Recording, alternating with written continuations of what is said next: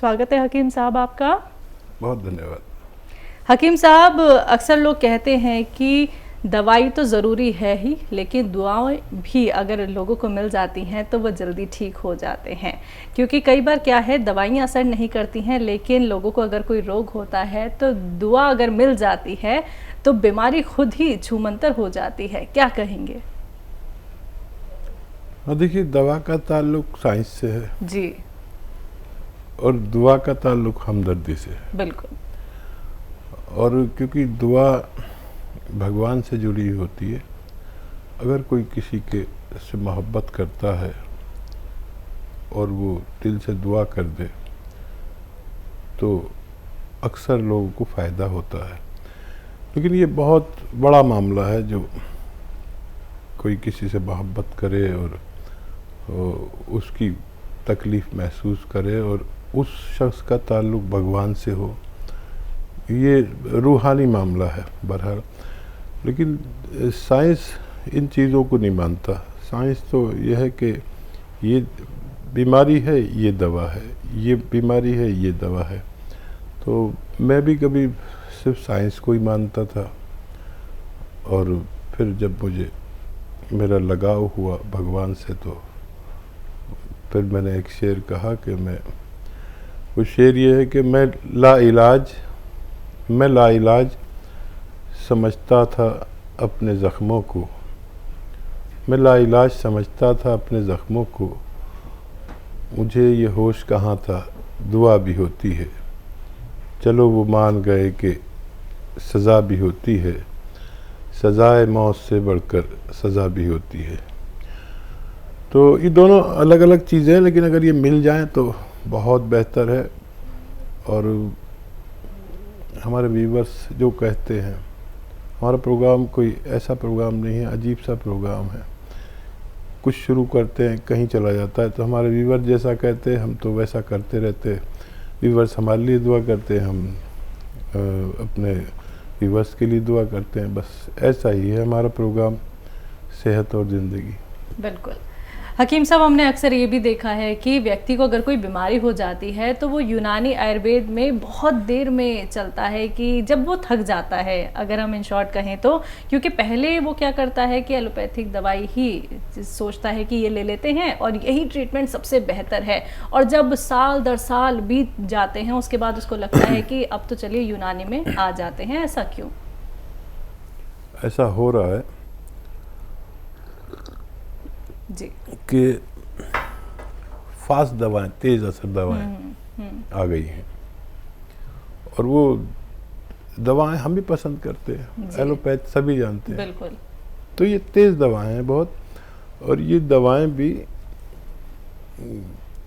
जहाँ इतनी तेज़ी रखती हैं, जहाँ इतना तेज़ी से फ़ायदा करती हैं, वहाँ एक लॉस भी है, नुकसान भी है कि ये कहीं ना कहीं हमारे पार्ट ऑफ बॉडी को, ख़ास तौर पर किडनी और लीवर को बहुत ज़्यादा नुकसान में डाल के चली जाती हैं। हमें पता नहीं चलता, हमारा जिस्म मजबूत होता है, लेकिन जब ये बार बार लेते हैं तो फिर ये दोनों प्रॉब्लम तो ज़्यादातर हो ही जाती हैं।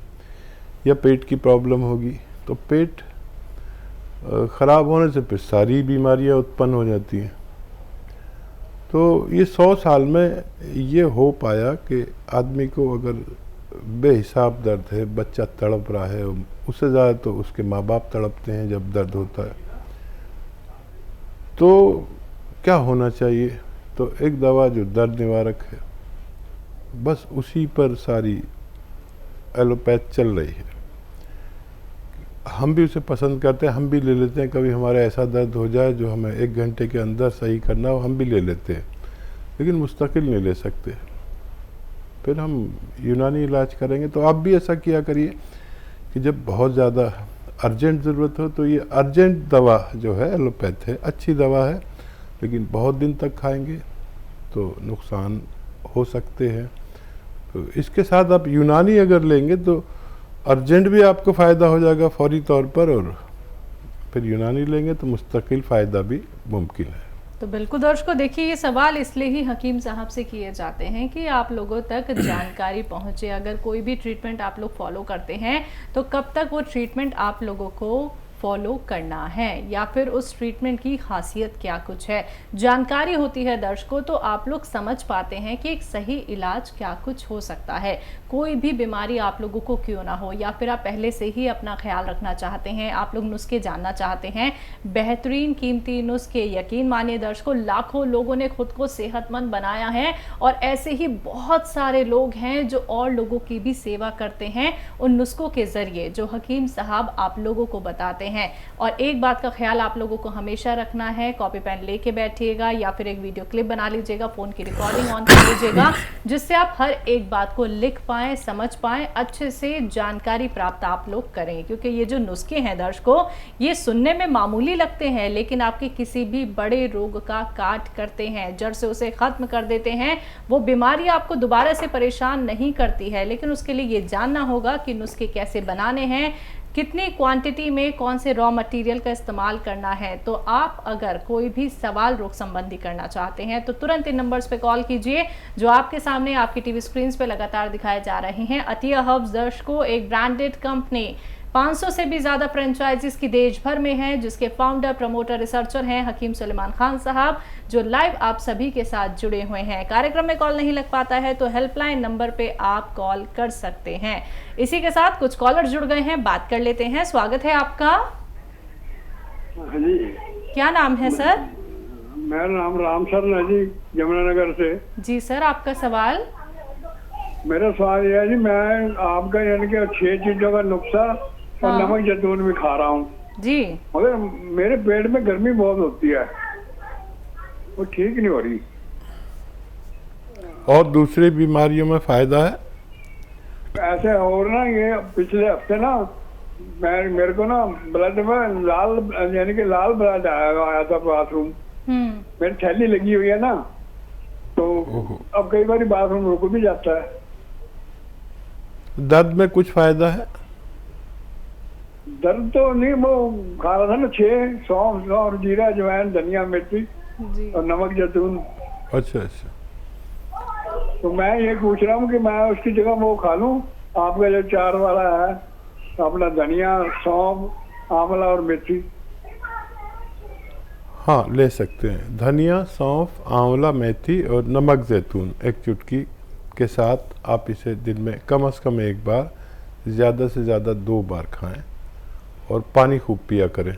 कम से कम 2.5-3 लीटर पानी आपके लिए पीना अनिवार्य है। जी, तो सर आपके लिए क्या कुछ बेहतर है हकीम साहब ने बता दिया है। उम्मीद करूंगी आपने अच्छे से सुन लिया होगा, तो आप नुस्खे अपना लीजिए और आपकी फीडबैक कॉल का इंतज़ार हमें रहेगा। दर्शकों, जब आप लोगों को फ़ायदा मिलता है तो ज़रूर हमें फ़ोन करके बताएं कि कितना प्रतिशत आप लोगों को लाभ मिला है, या फिर आप लोग जब हेल्पलाइन नंबर पर भी कॉन्टैक्ट करते हैं, जब वहाँ से भी आप लोग उपचार जानते हैं, तो तब भी आप हमसे शेयर कर सकते हैं वो सारे ट्रीटमेंट जो आप लोग जानते हैं हमारे एक्सपर्ट डॉक्टर से। हकीम साहब, जैसे कि इन्होंने कहा कि पेट में गर्मी रहती है, ऐसे एक नहीं बहुत सारे पेशेंट हैं जिन्हें पेट में गर्मी बनी रहती है, कारण क्या है? हाँ, देखिए, पेट की गर्मी और खून की गर्मी, ये 2 बड़े कारण हैं आदमी की बीमारी के। जी जी। और अगर खून में गर्मी हो तो ब्लड प्रेशर और स्किन प्रॉब्लम, मुहासे और बहुत सारी प्रॉब्लम होती हैं। पेट की गर्मी हो तो इजाबत सही नहीं होती, और इजाबत सही नहीं हो यानी लैट्रिन सही नहीं हो तो फिर जाने कितने रोग उत्पन्न होते हैं। तो यूनानी में हम लोग यही कोशिश करते हैं कि उसको एक तो लैट्रिन सही हो, खुल के हो, भूख लगे, पेट का सिस्टम सही हो। इस सिस्टम को ठीक करने से भी बहुत बीमारियां अच्छी हो जाती हैं। और क्योंकि खून हमारा पेट्रोल है, और इस पेट्रोल को हम साफ सूफ रखें तो हमारी ज़िंदगी की गाड़ी आसानी से चलती रहती है। जी, दिल्ली से हैं दयावती जी, स्वागत है आपका। नमस्कार मैम। जी नमस्कार। नमस्कार भाई साहब। स्वागत है आपका दयावती जी, जय हिंद। थैंक यू भाई साहब। कैसे हैं भाई साहब? मैं ठीक हूँ, बहुत बेहतर हूँ, आप बताइए। हाँ, हम भी ठीक है भाई साहब, भगवान की कृपा है और आपका भी आशीर्वाद है। जी। एक सवाल है भाई साहब, ये नशे है ना, नशे, एक बच्चा है 33 साल का, उसको ना नीचे बाथरूम की जगह नशे, डॉक्टर बोल रहे इकट्ठी होगी तो ऑपरेशन करना पड़ेगा, उसका क्या इलाज है? उससे कोई परेशानी है क्या उसको? उसको दर्द है। अच्छा, दर्द है। हाँ, देखिए उनकी पूरी रिपोर्ट शेयर करनी पड़ेगी आपको बच्चे की, क्योंकि वो हमारी आपकी नज़र में बच्चा है लेकिन वो बड़े हैं और क्या प्रॉब्लम है ये समझनी पड़ेगी। और चाहे तो उनकी डॉक्टर्स की रिपोर्ट हमारे हेल्पलाइन नंबर पर वो लेकर व्हाट्सएप नंबर शेयर कर लें। इतनी जल्दी फैसला ठीक नहीं है, फिर कुछ उनको इनके लिए हम कर सकते हैं। और कोई सवाल हो तो बताइए। और सवाल ये है भाई साहब, एक बच्चा और है, मेरे बेटे के फ्रेंड है ये, एक उसकी रीढ़ की हड्डी, वो कुछ वजन एक्सरसाइज कर रहा था तो उठा लिया तो रीढ़ की हड्डी मैंने डिस्क की हड्डी दिख गई, तो उसको बहुत पेन है काफी दिनों से। वो तो कल ही बात हो रही थी जब उसने बताई, तो मैं पूछ के दवाई बताऊंगी आपको। वो तो आपके पास है दवा? हाँ, वो मैंने गोंदसिया बताया था उनके लिए, तो मैं कहा क्या पता, मेरा बेटा बोला आप एक बार पूछना हकीम साहब से। हाँ नहीं, इसके लिए ख़ास है, आप देखेंगे जब आपने उन्हें दी और वो 2-4 दिन में ही आपसे कहेंगे कि बहुत राहत है। ये बच्चे लोग अपनी इस्ताअत से ज़्यादा, अपनी शक्ति से ज़्यादा जब अपनी बॉडी बनाना चाहते हैं, हर चीज़ एक पैर दर पे धीरे धीरे करनी चाहिए, तो वो हमारी रीढ़ की हड्डी में कुछ सरक जाती है और नौजवान आदमी की हड्डी सरकना बेहिसाब पेन, दर्द की दवाएं भी खा रहे होंगे, लेकिन ये रोग ऐसा है यहाँ दर्द की दवाइयाँ भी नाकारा हो जाती हैं। यहाँ से यूनानी शुरू होती है। आप उन्हें आधा आधा ग्राम दें, 2 बार देना पड़े चाहे 3 बार देना पड़े, 5-5 घंटे के फ़र्क से।